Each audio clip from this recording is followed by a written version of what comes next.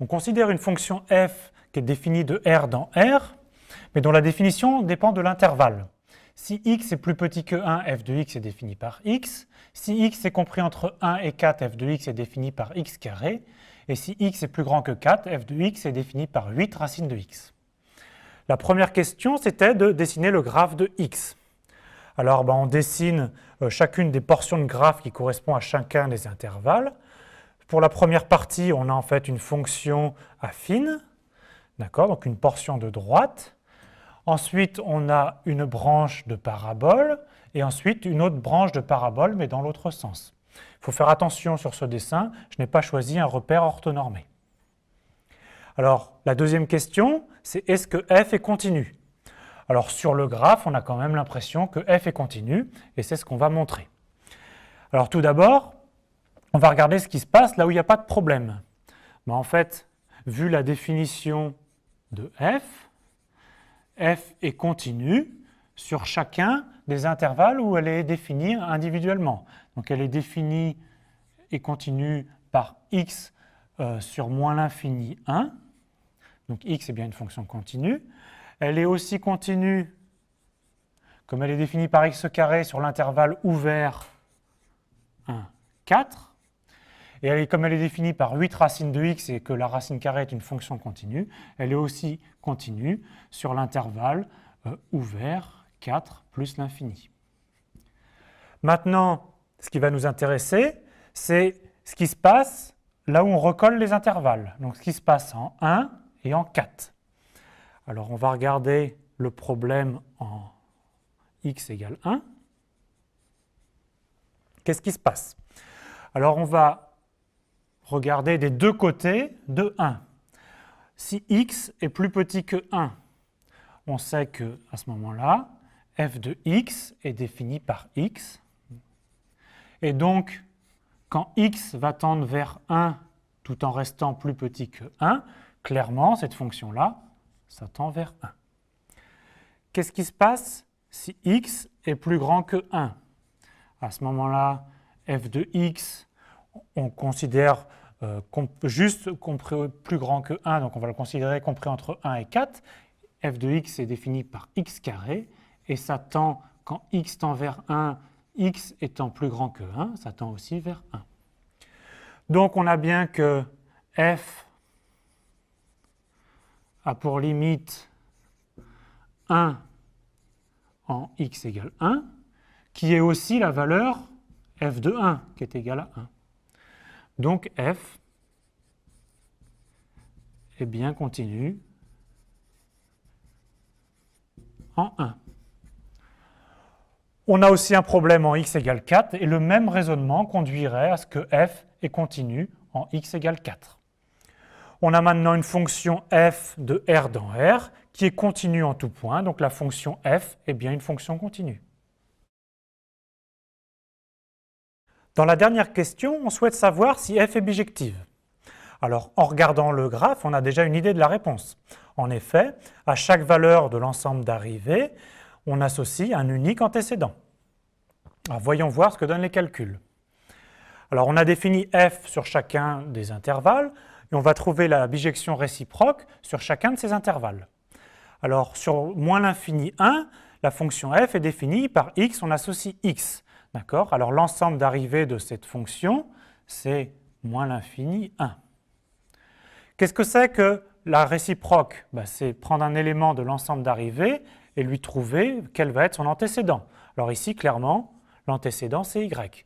Donc, on définit f-1 qui va de l'ensemble d'arrivée dans l'ensemble de départ de la fonction f. Ici, c'est les mêmes ensembles. À y, on associe y. C'est la bijection réciproque de cette restriction. On fait la même chose avec le deuxième intervalle. Sur l'intervalle 1, 4, la fonction est définie par x, on associe x carré. Alors là, l'ensemble d'arrivée, c'est en fait l'intervalle 1, 16. Et qu'est-ce que serait la réciproque? Si ici on associe y, il faut lui associer par f-1 racine de y. Donc on définit f-1 qui va de l'ensemble d'arrivée, c'est-à-dire 1, 16, dans l'ensemble de départ 1, 4, qui à y associe racine de y. Même chose pour le dernier intervalle. À x, on associe 8 racines de x. Ça va dans l'intervalle d'arrivée 16 plus l'infini. Et donc à y, un petit calcul nous donne que ça doit correspondre y sur 8, le tout au carré.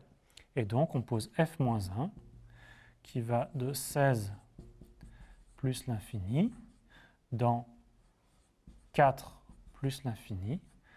À y, on associe donc 1 sous 64e de y au carré. On a donc défini une fonction f-1 sur 3 intervalles, mais donc on l'a défini en fait sur tout R. Et on a montré en fait que f-1 était la bijection réciproque de f sur R, et donc en particulier, f est bijective.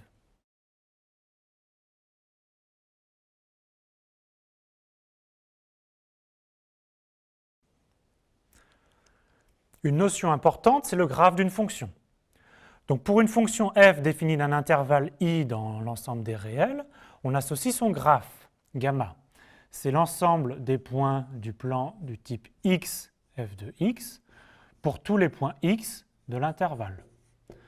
Donc un point de ce graphe a pour abscisse x et pour ordonnée f de x. Alors à l'aide du graphe de la fonction, on peut deviner pas mal de propriétés de la fonction. Donc le graphe est un outil très important. Par exemple, on peut essayer de savoir si f est continu. Donc on dit que f est continu si on peut tracer son graphe sans lever le crayon. On peut aussi essayer de deviner les minimums et les maximums. Donc par exemple, ici, on a une valeur qui correspond à un minimum local, c'est-à-dire qu'autour de ce point, les valeurs de f sont plus grandes. Ici, on a un maximum local. On a aussi la notion de minimum global, c'est-à-dire qu'en ce point, la fonction atteint sa plus petite valeur pour toutes les valeurs prises. Par contre, sur cet exemple, f n'a pas de maximum global. Une notion qui est reliée, c'est la notion de tangente horizontale.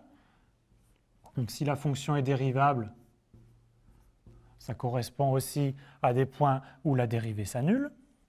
On peut aussi conjecturer sur le graphe de la fonction les limites aux extrémités de l'intervalle. Ici, on peut conjecturer que les limites sont plus l'infini des deux côtés. Et enfin, étant donné une valeur y0, on peut avoir une idée des solutions de l'équation f égale y0. Donc, par exemple, en regardant ce graphe, on a comme idée que l'équation f égale y0 a deux solutions et on peut avoir éventuellement une approximation graphique de ces solutions.